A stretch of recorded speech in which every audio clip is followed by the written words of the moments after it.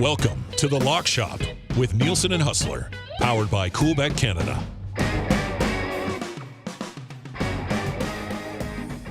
All right, what's going on, everybody? Welcome to the Lock Shop on a Monday, right here on Edmonton Sports Talk. If you're listening on TuneIn or on iHeart or at EdmontonSportsTalk.com, make sure you tell your friends how it is to consume the wonderful content we're plugging out here at Edmonton Sports Talk. You can hit us up in the nasty chat as well. Steinbeck, the nemesis, says, I hope I wasn't too presumptuous hitting the thumbs up button before the show even started. No, of course not. You're probably fired up about Scottie Scheffler, who got it done yesterday. Haas, how about that performance? Down 5 on a Sunday, chasing down some pretty talented golfers. And Scottie Scheffler just takes full control. Oh, my God, that was amazing. That was amazing. And I have to thank the nasty chat and ourselves for having that monster Tuesday that, and you recall, Dusty, I said, you were getting a sub. I was getting a sub. I said, if Florida can somehow come back and win this game, I will be putting it all on Scottie Scheffler to win this tournament. And normally I'm much more discriminating when making our golf bets and usually taking bigger numbers and more players. It was an all-in play on Scottie this weekend. And listen, we went through last week why that play seemed to make sense, even at such a short number. And it was a really wild kind of roller coaster of a weekend for him. This first and second days, his neck was getting worked on. He didn't seem to really have it going on Saturday on moving day when a bunch of other guys were going low. But man, he is so clutch. He birdied on Saturday, 16, 17, and 18 to get himself from basically an even par round to 12 under par that still had him within a realistic chance of catching them. But, I mean, there were guys between him, and we're talking about a 5-shot difference on a player like Xander Schauffele, Wyndham Clark, who just finished second to him the week before. And then he just became the stone cold killer that he is on Sunday. And it was funny. Like, I don't know how much of the front 9 you watched, but you know, he kind of came out of the gate knowing he needed to get birdies and didn't get them. He parred the first 3 holes, but man, when you jar one from 100 yards from the fairway, the only eagle all week on 4, I thought, okay, wait a second. First of all the other guys are going to see that. Wait a second. What the hell just happened? How did he just go from 12 to 14? And you knew it was going to give him some momentum. And he kept on rolling there. I thought the putt he missed on 13, the really short one, may cost him. But again, he put the pressure on. And Xander Schauffele had those back-to-back bogeys on the back 9 that really put him in a jam. Clark played amazing down the stretch, birdieing 16 and 17. And the lip out, his lip out on 18 was, you're muted, by the way, but yeah, you are muted. So listen, he's doing things that we have not seen really since Tiger Woods. Straight up, his ball striking is the best since prime Tiger in the early 2000s. And the fact that he's now sinking some putts, he will be a prohibitive favorite in every single event he plays for the rest of the season. And I got to tell you, it felt good to be riding with him as he hunted down the rest of a star-studded field. And I got the job done. And I'll tell you what, if this was huge for the PGA Tour. I mean, it is their signature event. And he ended up getting the job done. It was awesome. And now we got a few extra stacks in the old Coolbet account getting into the lock shop for this week. Can anyone in the chat hear him? I heard you at the start, but then something happened, and then Dusty was gone.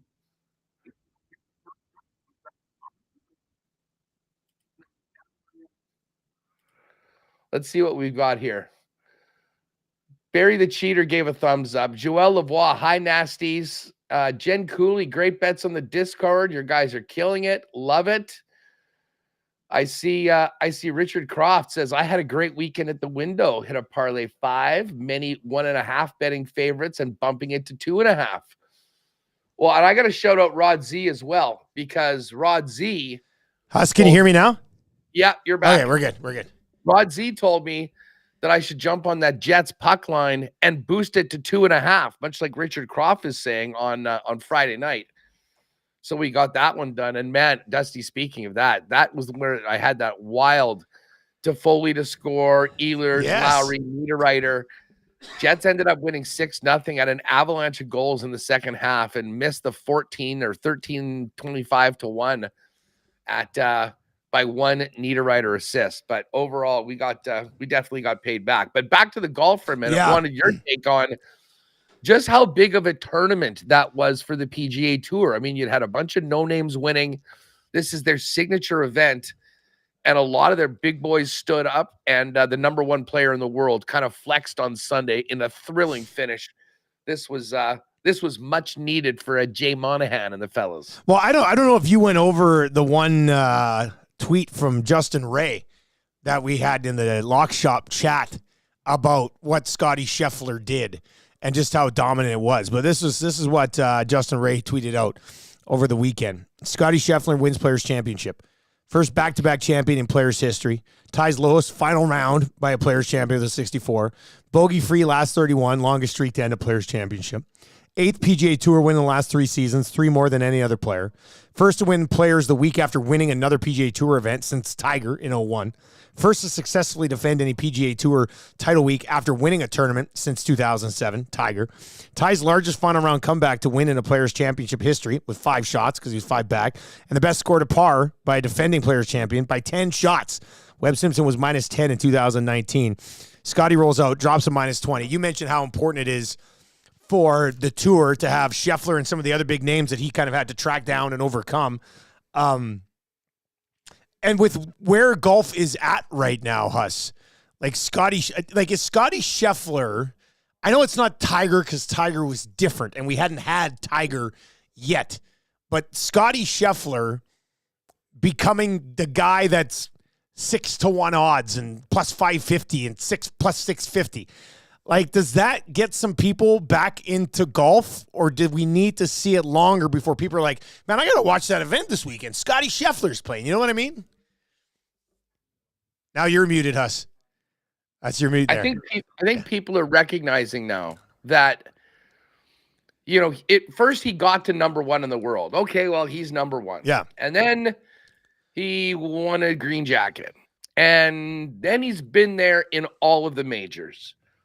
But, for a season this year that had been really slow starting for all the top players, for him to go to the API and win it, and then come right back in and go back-to-back in consecutive weeks at the Players and repeat as Players champion. I mean, those are things that, as you just laid out, they do not happen. They certainly don't happen very often. They really haven't happened since the Tiger era. So anytime you have a player that is just so dominant, I think it's actually good, and it creates some very interesting narratives about people trying to take him down. I got to tell you, I'm not a big Wyndham Clark fan or anything like that, but you got to feel for the guy. Yeah. This is the way the rest of the PGA Tour felt when Tiger was inevitable. I think this might have been also from Justin Ray or somebody else. They went through PGA Tour history, and in going back 50 years, including the Tiger era, nobody had repeated a tournament had won in consecutive weeks on the tour with the same guy being second place. Yeah, that's right. I did see that. Which Wyndham Clark was the week before, and then again by 1 shot. So it certainly gets some great storylines heading into Augusta. And I mean, listen, would you like Scottie Scheffler to maybe be a more interesting personality and a colorful character? Sure. But I will say this, he's a very, very likable guy. And if you really do play golf and watch golf, he's just so bizarre that he's so good because he has to have the worst footwork I've ever seen for a tour pro. I mean, the way he's on one foot and flipping around, and yet he's the best ball striker we've seen in 20 years. Whatever works for you, right? Whatever works for you. That's the beauty of the game. That's the beauty of the game. We all remember looking at Jim Furyk going, what the hell is going on with that swing? Yeah. And he goes on to have a Hall of Fame career as well. So we are in the Scheffler era right now. And, it's great because, listen, a lot of their top players have gone off to the LIV Tour in, getting paid tons of money, but basically continuing their careers in anonymity other than the guys that are able to play in the majors. So to have a guy step up the way he did, never mind for the people that backed him, was good for the tour. And hey, you know what's happening right now while we're doing this show right now in Nassau, Bahamas? Tiger's private jets there, the PGA Tour's private jets there, and the head of the PIF, the Saudi Public Investment Fund, is there. Yasser, whatever his name is. Okay. And they're meeting with Tiger and the rest of the PGA Tour because, as we know, I mean, originally this was all going to come together. There was supposed to be the merger, it's sort of falling apart. So for those of you that are keen on the future of the game, how the tours are going to be working, pay close attention to the Golf Insiders later on today as we get more information as to what the future of the tour is right now. Because as great as yesterday was, that's pretty much the first awesome tournament and awesome Sunday we've had this year. And unfortunately, with the way the golf has been splintered, I mean, it's the four majors are really the events that matter, and the players does matter too. And it mattered yesterday. And thank God it was great because, man, they needed it. Like, I can't tell you about another PGA event, even with the elevated fields and all that, that's really going to get people going the way the players did, or certainly compared to any of the major championships. What an interesting, the Saudi private jet, the PGA private jet, and then Tiger's full-size Air Force One comes landing in. It's like, exactly. Hey, Tiger's here. The meeting can start now. So yeah, that'll be interesting to see what comes out of there. But yeah, follow along on those. Northside Sandwich is in and says, I'm not keen on golf, but I am keen on flight tracking. Exactly. So let's follow along with that. We got the keyword for that Vegas coming up in about 15 minutes. Keyword for the EST Flyway to Vegas. One more on the golf, man. Where do you so Wyndham Clark has had a really nice season so far. What were his odds coming into this event? I'm wondering, do we start to see Clark, where was he? Do you remember where he was? He was in that next tier because remember it was Scheffler at plus 575. Yeah, and then Rory. Rory was 16-1. And then the next tier. And then Xander was next at 25. Yeah. And I'm pretty sure that Clark was either at 25 or 28. Okay. All right. So that I was wondering if there's going to be a little bit of adjustment on him, but if he's already in the 25-1 range, that's probably where he needs to be. But I mean, you're right. Heartbreak for him the last couple of weeks. But he already has a win this year too, doesn't he? He's got the win. He's a couple of close finishes to Scheffler. Won a major last year too. So, I mean, he's now legit one of the top sort of 5 guys on the tour. I don't think there's any doubt about that. And then, I mean, just quickly, I mean, as far as, thinking ahead to some other tournaments, I mean, Brian Harmon was nails. I mean, he missed a couple putts that could have easily gotten him into a playoff. Xander is a guy that catches the big checks, but just seems to come up short, in those big moments. And those 2 birdies back-to-back on the back 9 certainly showed that. Matty Fitz's game was damn good. I mean, he was 69 yesterday. That could have been a 66, which would have gotten him close. Hideki has continued his strong play so far this year. He finished T6. Ludwig Oberg, Patty's guy. I mean, he finished final 8th. He shot a 67 yesterday. But it just goes to show, I'm going down this entire list of players. And Harmon was 68, Xander was 70, Clark and Fitz were 69. And then there was Scottie Scheffler with a 64. Oh, and Siwoo Kim actually had a lights out day yesterday. But everybody else was kind of Scheffler was basically 4 or 5 shots better than the rest of the field. Yeah. And Schauffele was a couple worse, and that's why he was able to make up that 5-stroke stroke difference and win in the event. Nick Taylor had a tough weekend. He was in such a good spot after Friday. He went 76-70 to finish tied for 26th, I think. Oh, and by the way, the highlight, Corey Connors did finish T13. He was nice at 68 yesterday, so that'll be a nice check for him. Did you see our guy, the Gim Reaper, on 17? I did not see Gim Reaper. What happened? He hold the longest shot on 17 in, I can't remember how many years, but basically he was from one end of the green to the other. I think actually chipped it. I think it was 67 or 68 feet and went in, and oh my God, did he party on the green. Love the Gim Reaper. He's going to be getting some lock shop love as we get into some other events coming up as well. So all in all, great weekend for golf for the lock shop in general. We can late night in the NHL tonight, but we can recap a lot from the NHL over the weekend. The 6 that the Jets put up yesterday. Yeah, well, and you know what? Shout out to you. Like, I was feeling it obviously after the Scheffler win. Yeah, we were out. It was St. Patrick's Day. We were about to watch the game. We had a big crew, and I'm like, okay, we got to get something on this afternoon. And I actually dropped, first time ever, a triple Nielsen. 3 teams in regulation. My man. Yesterday, yes. So it was Vegas, Jets, and Blues.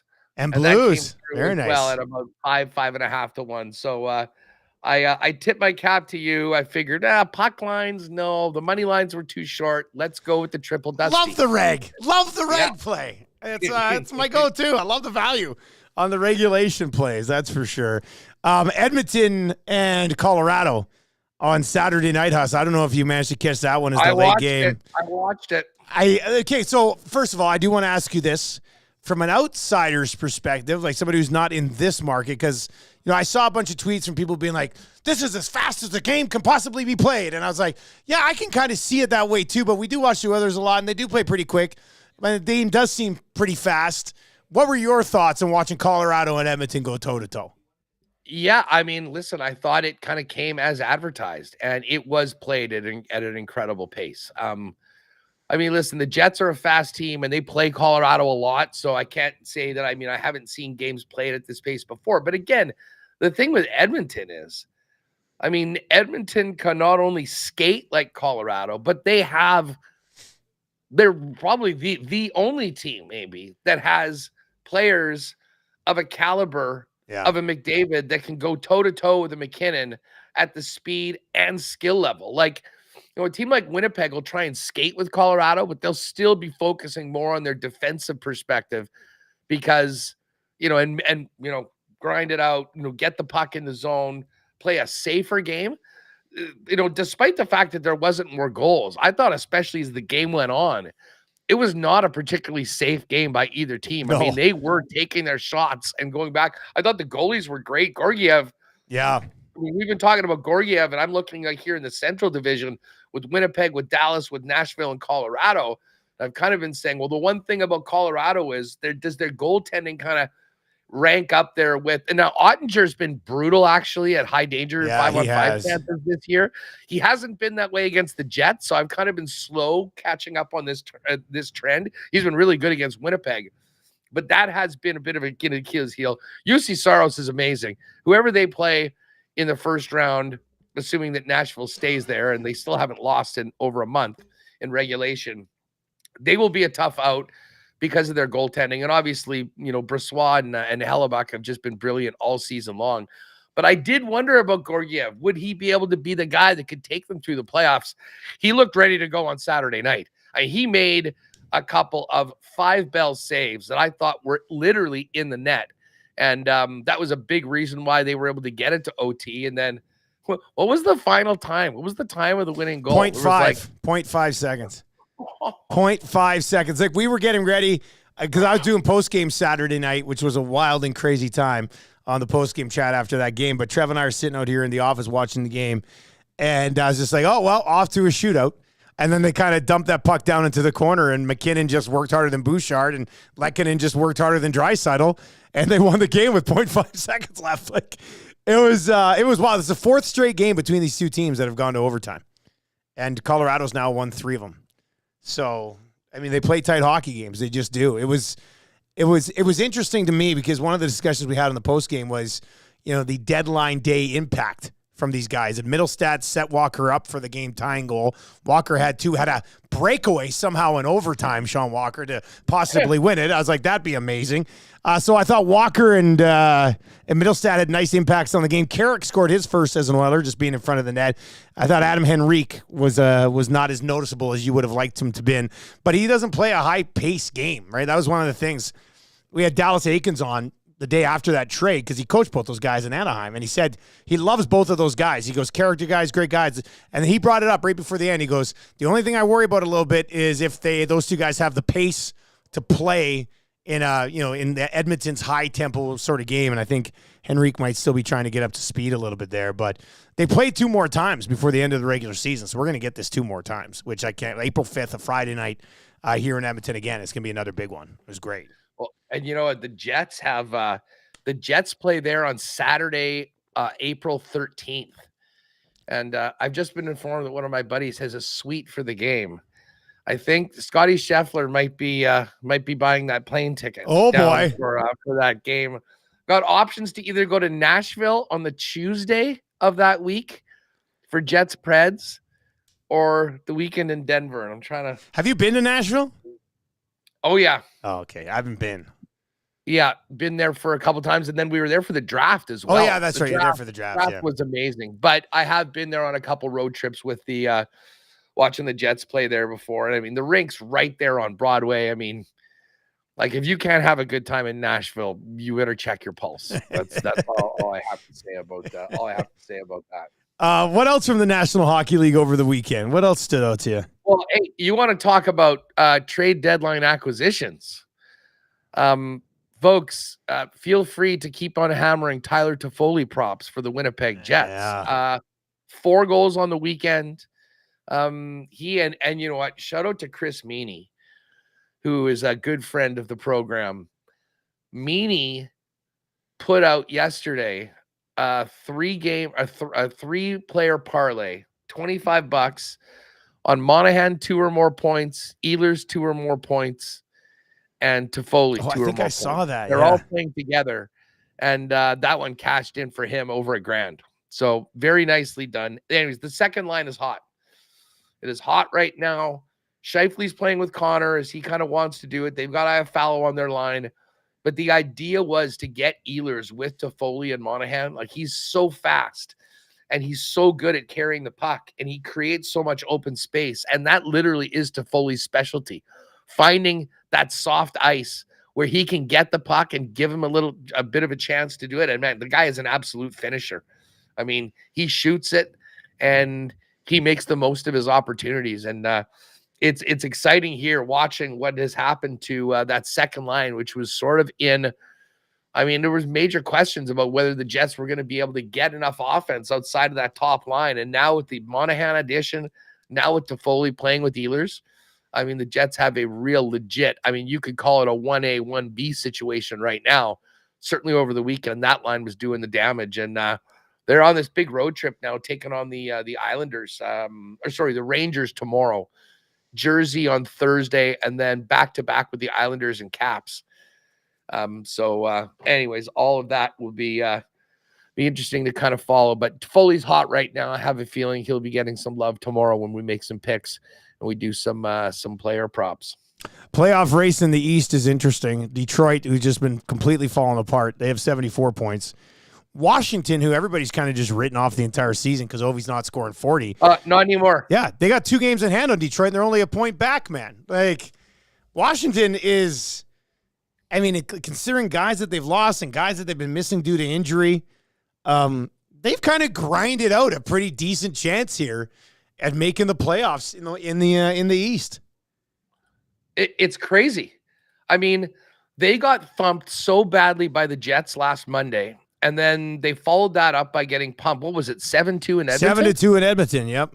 I we read them their last rites but they pulled the Undertaker move since then. They beat Seattle, and then they beat Vancouver on Saturday night. I think that was the game. And again, I was watching, most people, I think, without any skin in the game, we're going to watch Colorado Edmonton. Yeah.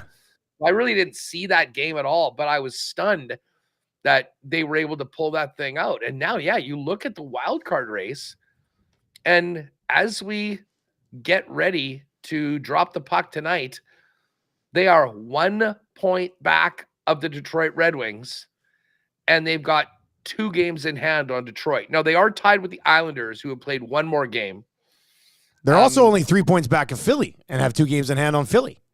Good point. Yeah, we don't talk enough about the division as opposed to the thing. So I think I saw last night their Tampa's odds are like 97%. Washington's 48, Islanders are 41, and Detroit is like 29. And other than that, Pittsburgh pretty much done. And Buffalo was in a tough spot because of games played already, but they lost that game Saturday afternoon to Detroit. Detroit finally won a game, and it was a big one against Buffalo. So they're pretty much done. But yeah, this Washington-Calgary game tonight is really intriguing to me.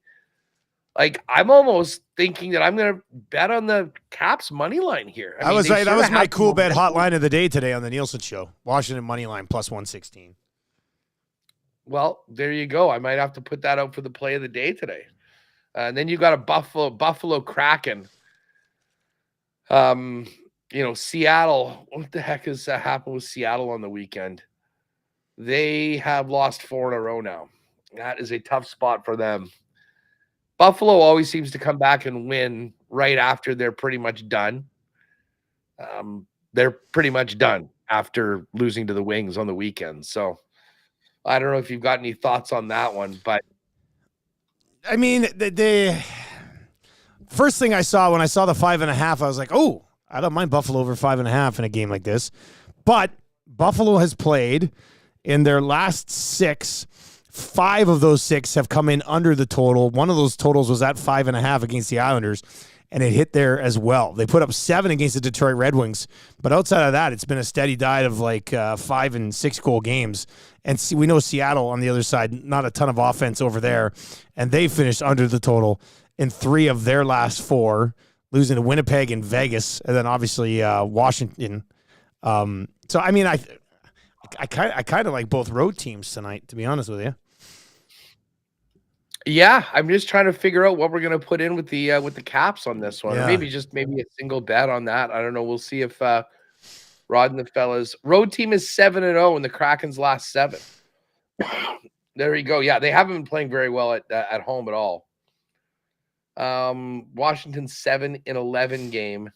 Is that is Rod saying that's their 7th game in 11 days, or is it? I think so. Yeah, that might be it. Let me see here. Let me bring it up. That must be what it is. It's a lot of hockey. And Dean Belanger, you are correct. It is more about Detroit than Washington. The Wings have totally fallen apart. But they got off the mat. I mean, those wins in Seattle and Vancouver on the weekend, 4 massive, massive points. They seem to be sort of feeling it. And I will say this about Calgary.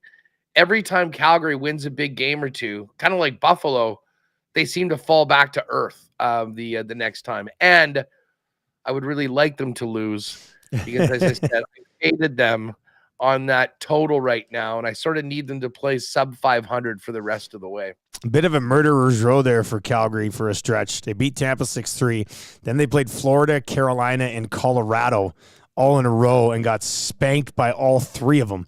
And then beat Vegas, but what's Vegas right now? Nobody really knows. And then they beat the Habs 5-2. So, yeah, I think I still like Washington here.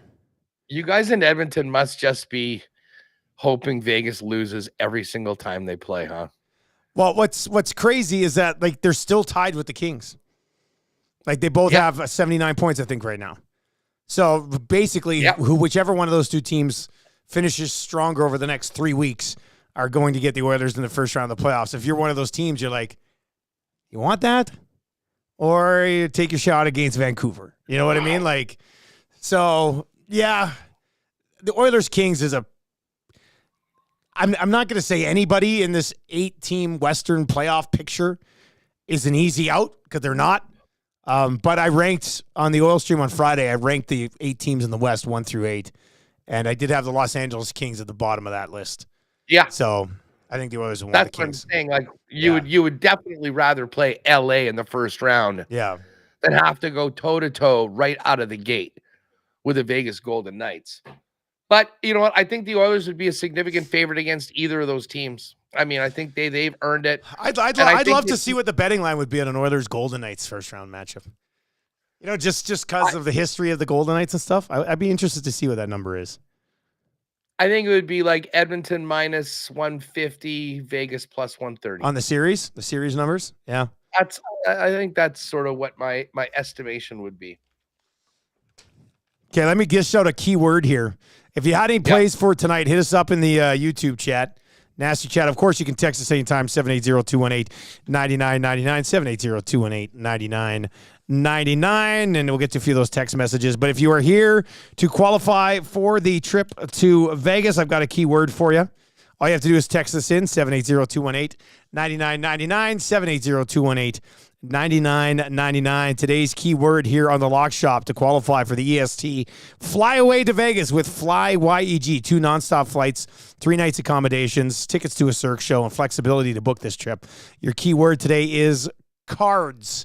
CARDS. Cards, as in heading down to Vegas to play a few cards. Play a little cards. CARDS. If you play your cards right, you could end up winning a trip to Vegas. So just text in cards to 780-218-9999, 780-218-9999. The keyword one more time is cards. We will call a qualifier after we let us slide away for Winnipeg Sports Talk later on today. We'll have another chance to qualify on Oil Stream in the noon hour here with myself and Tommy Gazzola. You know, I did, what night was it? Saturday? No, it wasn't Saturday night.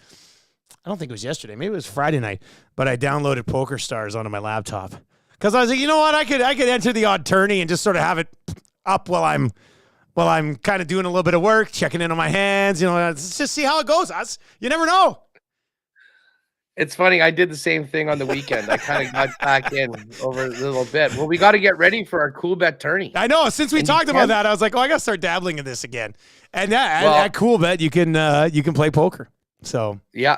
There's a thing, and I've gotten into a few games on that. And the thing is, I'll probably be doing a little bit more on Coolbet right now because the account's looking pretty good. Maybe I'll have the balls to run a bigger tourney right now after getting a few. But we will plan. We'll wait till we got to do this.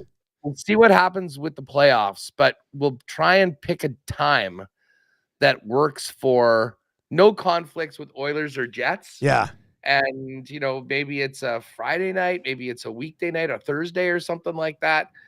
Get things going and try and get a bunch of WSTers, ESTers, lock shoppers all together. And I'm looking forward to the amount of people that will be hunting for you and me, because Pat did say there'd be a special little bounty. Yeah, nothing like a bounty. For everybody. I like the bounty. I played in a poker tournament for a charity event last year, and I put $100 bounty on my own head. And I was like, come get me.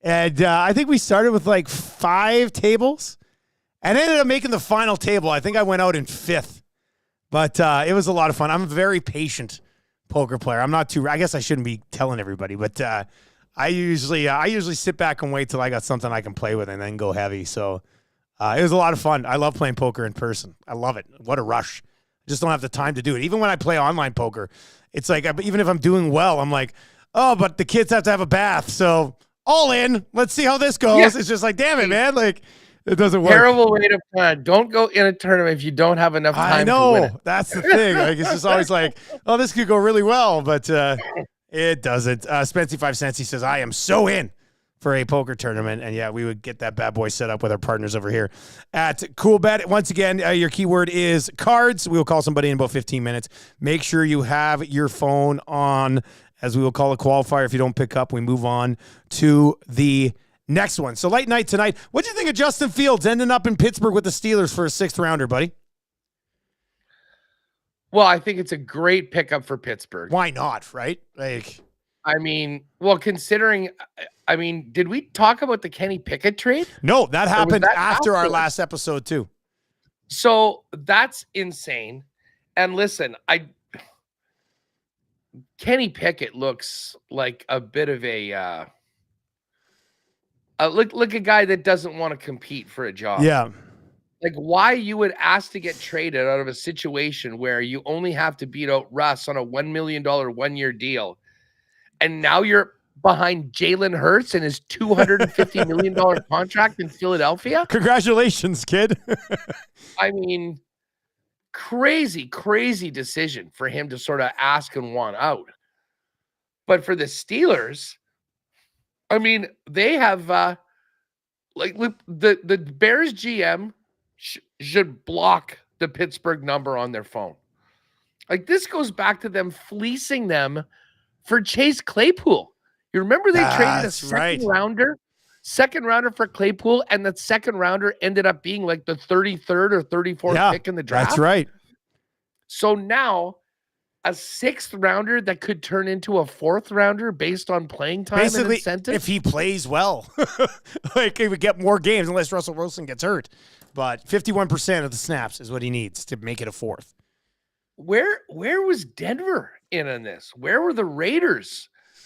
Where was, even Washington? Like it is a little strange, isn't it? Like I just don't know. Maybe the vibe around Justin Fields is a really bad one, but I thought in the second half of the season this year, he was much better than he was in the first half. And 2 years ago, he had the second best rushing season of any quarterback in National Football League history. So there's a lot of talent there. And if Pittsburgh can do it right, I mean, this might end up being an all-time steal. I mean, who knows? Maybe it doesn't. Maybe Russell Wilson's great and they really don't use Justin Fields much and ends up signing as a free agent somewhere else after his 4th year if they don't give him the 5th-year option or whatever. But I don't know. It just seemed when we were talking, they're like, well, what are they going to do? They're going to draft Williams and they're hoping to move Fields for like a 2nd. And I was like, okay, that seems reasonable. And then he goes and gets picked up by the Steelers for a 6th. Now, I did see a lot of people critical in Chicago going, this was so stupid for them to do this right now.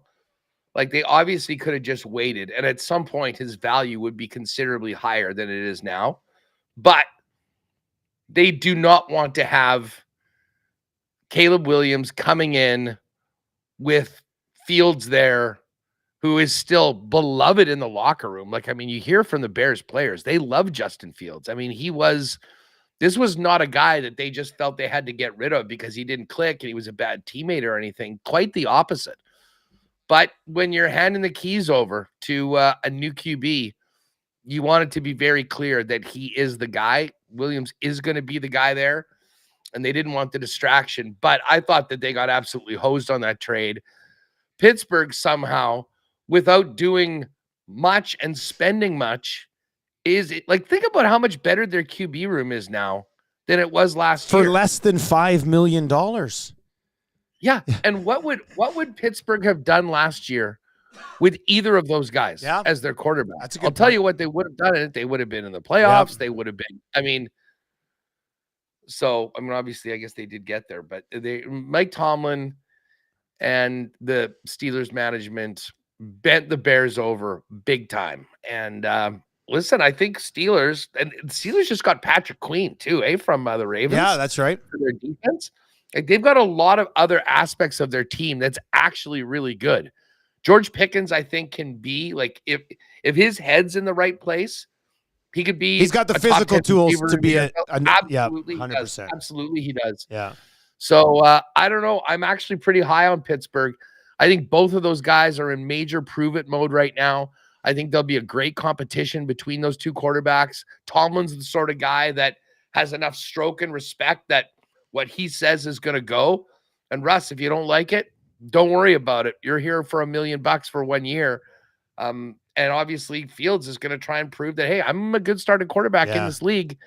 So it could be a real good competitive battle, buddy. That would be a great training camp. I was just going to say that. And I know they've said that Russ is going to be the starter, but I'd say take all of that with a grain of salt. They might have told him, hey, our plan is for you to be the starter. But guess what? If the other guy's playing way better than you, they've got absolutely no reason. They owe him nothing other than $1 million to be that guy. If the Steelers come out of the gate 0-2, the entire city of Pittsburgh will be calling for a look at Justin Fields. And it'll probably be justified. So it'll be fun to see how that sorts itself out, man. What about Chicago? Like, they brought in Keenan Allen, DeAndre Swift. They're going to draft Williams with the first overall pick. DJ Moore. Are they that with DJ Moore? They've already had. I like their tight end situation. They've got a bunch of picks.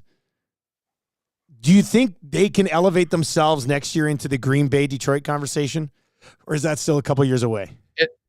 It all depends on how good Williams is. Yeah.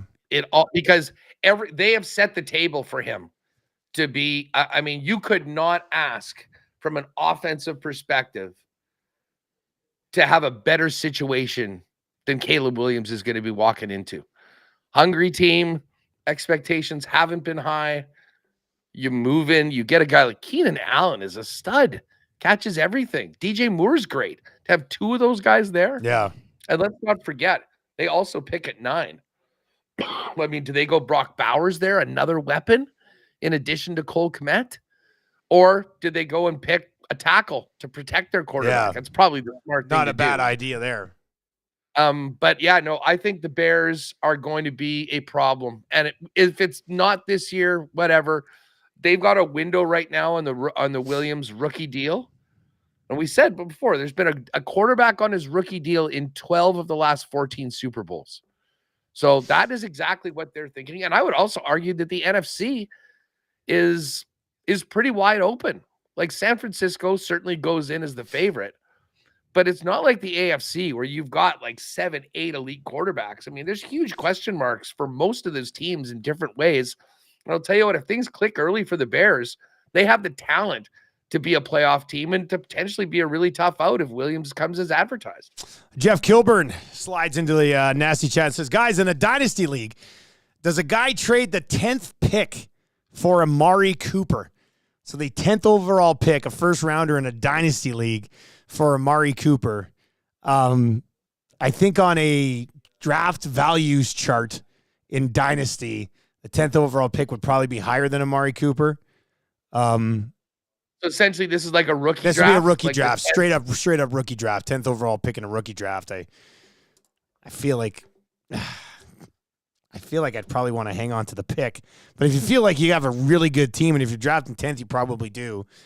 I mean, Amari Cooper's not a bad pickup, but I mean, if you think you have a chance, like if you have a good team this year, I'd probably pull the trigger on it. I'd probably pull the trigger on Cooper, but there's going to be, listen, this is a draft that has a ton of high-end receivers. Yeah. And from the sounds of it, quarterbacks too. Now, again, are you spending a first rounder on a QB?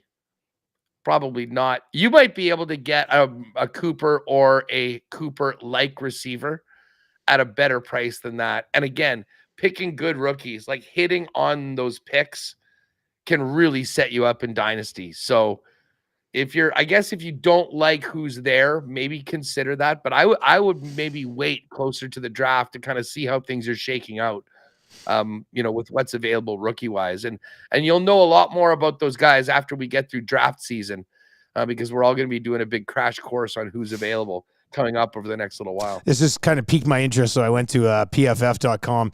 Their top 10 fantasy players post free agency as follows: Christian McCaffrey, CeeDee Lamb, Tyreek Hill, Justin Jefferson, Amon-Ra St. Brown, Jamar Chase, Bijan Robinson, A.J. Brown, Breece Hall, Jahmyr Gibbs, 1 through 10. Where's Hollywood Brown on that list? Come on.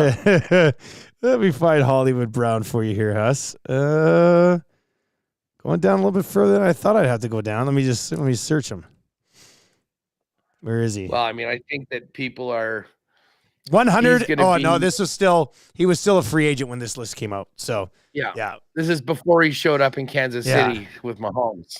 I saw there's a poll question about Brown. It said, where are you drafting him now that he's in Kansas City? 4th to 5th round, 6th to 7th round, or 8th round. And when I voted on it, there was 0% for 8th round. Like not even one person had like accidentally clicked the 8th round. It was just straight up 0%. So that will end up in reality. That will end up being 4th or 5th round. I think so. I think it'll probably by end the up time being, we get to fantasy drafts.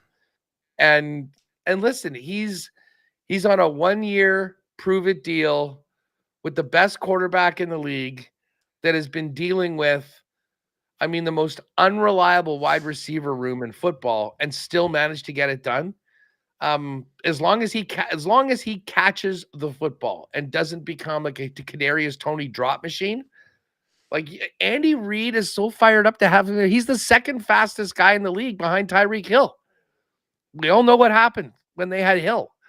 So he's going to get the opportunity. He is probably the perfect guy to kind of come into that Kansas City room. You know, they've got the different levels now covered. And it is probably just going to be a 1-year thing, because if he has a monster season, he'll get a big number somewhere else and the Chiefs just won't be able to pay him. That being said, if you go and you have a great year with Patrick Mahomes, maybe you're willing to take a little bit less to keep on being part of a team that can win every year. And you're going to be a massive part of a great offense. Spency 5 cents. He says, guys, fantasy hockey, do you keep Luke Hughes or Hronek? I mean, Hronek's having a nice season in Vancouver, but I still like the upside of Luke Hughes, though, man. I mean, in a keeper league, probably got to stick with Luke Hughes on that front. What's coming up on Winnipeg? Oh, go ahead, Huss. Just Ron Nicole. Yes, just we're talking about that Claypool trade. Yeah. That second rounder for Claypool turned into Joey Porter Jr. Yeah. So a lot of drafts had him going between 15 and 20. He slipped, and it was the 33rd pick, the first pick of the second round. Just more fleecing of the Bears by the Pittsburgh Steelers. Luckily for the Bears, Carolina Panthers entered the chat, and that is why they are on the clock with the number 1 pick overall. So going forward. But WST today. I mean, a big Jets weekend. Recap the 2 wins over the Ducks and Columbus Blue Jackets.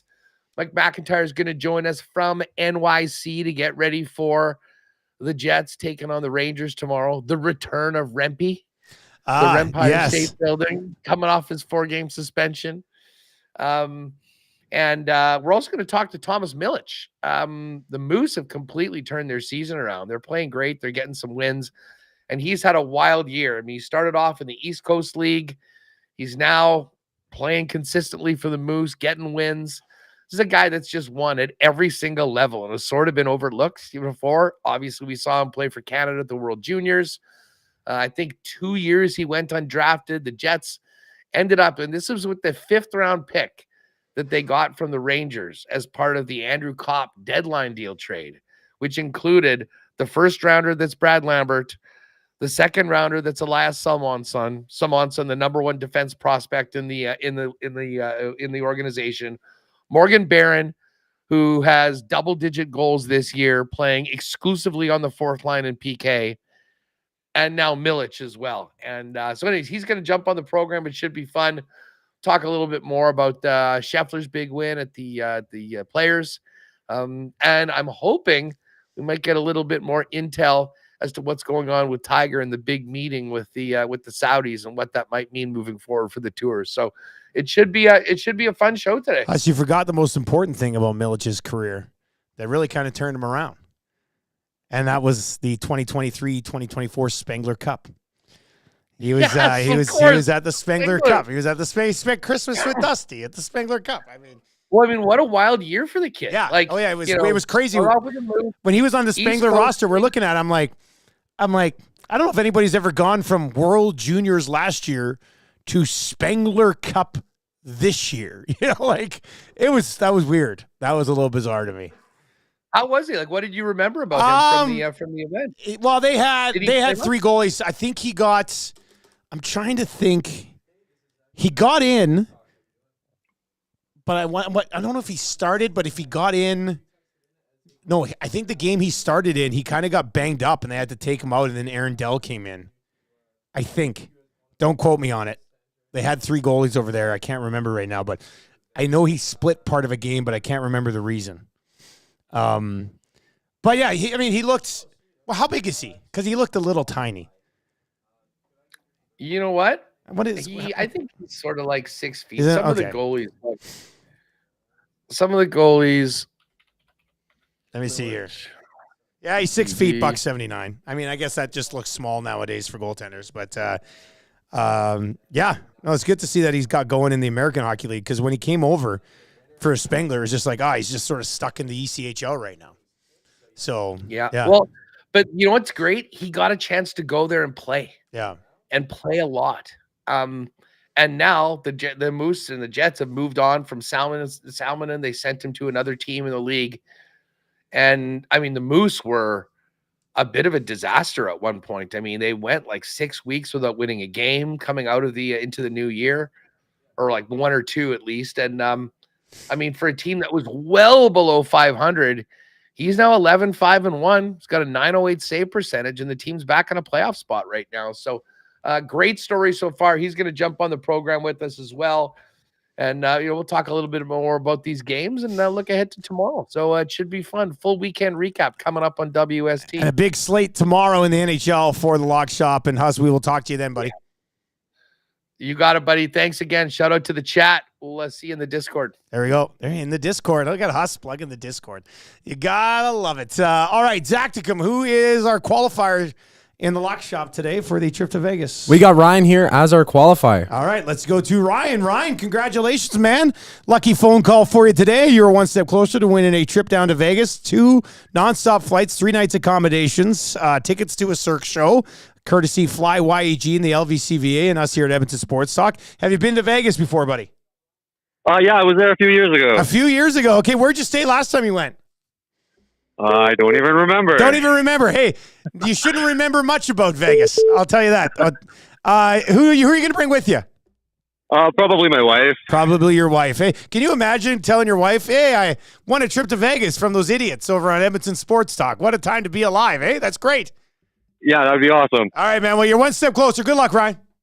Thanks a lot. All right, there we go. Congratulations to Ryan. He is our 3rd of 4 qualifiers today here on Edmonton Sports Talk. We do have a 4th qualifying opportunity coming up, let's say around 12:40 today with myself and Tommy Gazzola on the oil stream. Do we have anything to discuss on the oil stream? Few things to discuss after that game against the Avs. Vincent Desharnais is on the ice at practice today. I saw Tommy passing that along.